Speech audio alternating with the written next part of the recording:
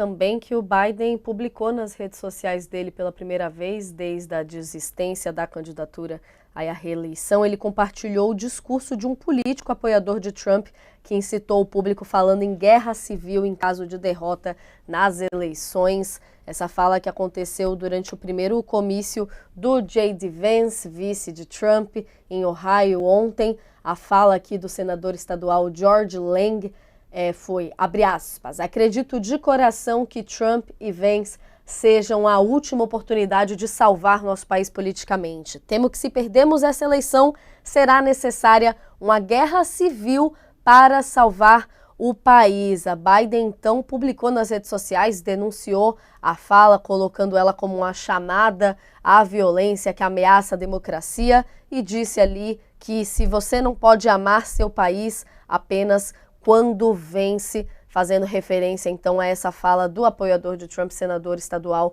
George Lang, falando em guerra civil, curiosamente, muito na linha da fala de Maduro que a gente estava comentando agora há pouco de situação sangrenta se ele não vencer por lá, né, Sakamoto?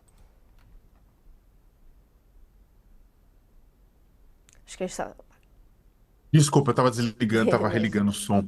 Eu estou tossindo um pouco, então, na verdade, eu Ih, estou tamo junto desligando para nessa, Sakamoto. A atrapalhar minha tá você. indo embora. A gente tá fazendo uma passagem. A minha, a minha tá protestando para ficar. Então, esse tipo de discurso, né, esse discurso violento é um discurso que preocupa bastante.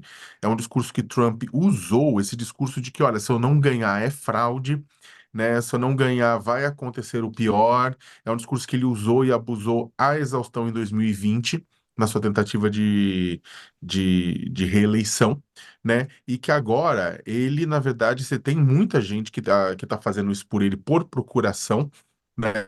No que pese ele também ter já abandonado aquela fase. O pessoal achou que depois do atentado o Trump viveria uma fase Trump paz e amor. Aquilo durou alguns minutos. O próprio discurso dele no Congresso Nacional Republicano mostrou que, sabe, imagina, não ia rolar. Voltaria a usar o seu discurso de sempre para excitar sua base mais violenta, sua base mais radical, e essa base radical fazer campanha para ele. Então, essa base radical não é composta apenas por pessoas comuns, também é composta por políticos, né? O próprio J.D. Vance, logo depois do atentado, né, antes dele ser apontado como vice, ele tinha lançado suspeitas sobre o governo Biden por conta disso. Então, é uma situação que é preocupante, né?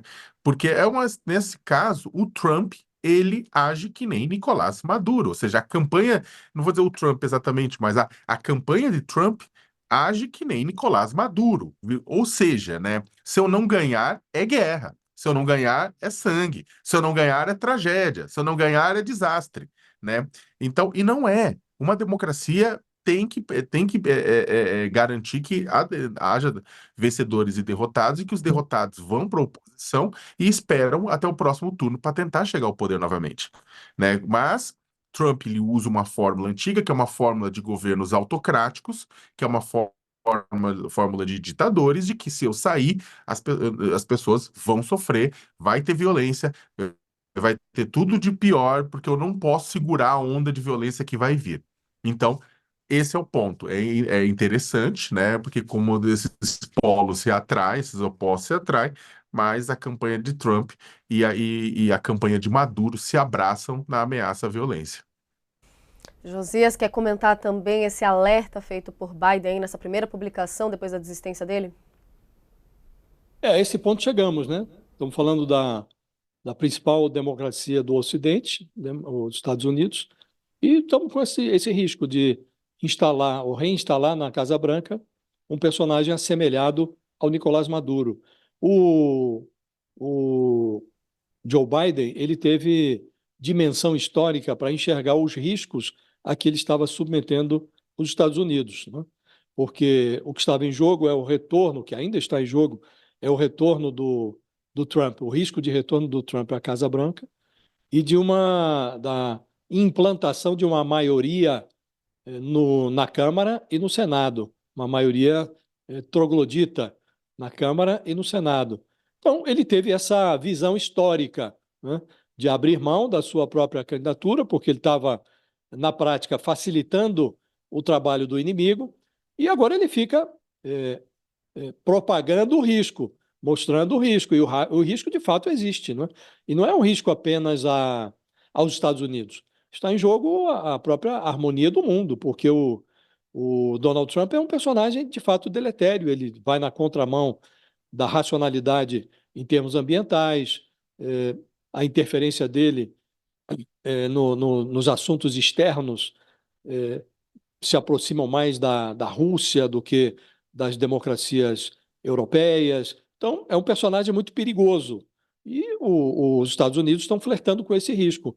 E aí, a terceirização do discurso mais raivoso, que esteve presente também na convenção do Partido Republicano na semana passada, o próprio candidato a vice, o J.D. Vance, ele fez um discurso bastante radical, né? Radical no plano interno, na linha de fazer uma expulsão massiva de imigrantes, e radical também no plano externo. Então, estamos correndo esse risco, né? Agora, o Biden demorou, mas agiu. Então, é um risco que era iminente até dias atrás. Hoje, o risco virou uma dúvida, mas ele persiste. Com certeza. E aí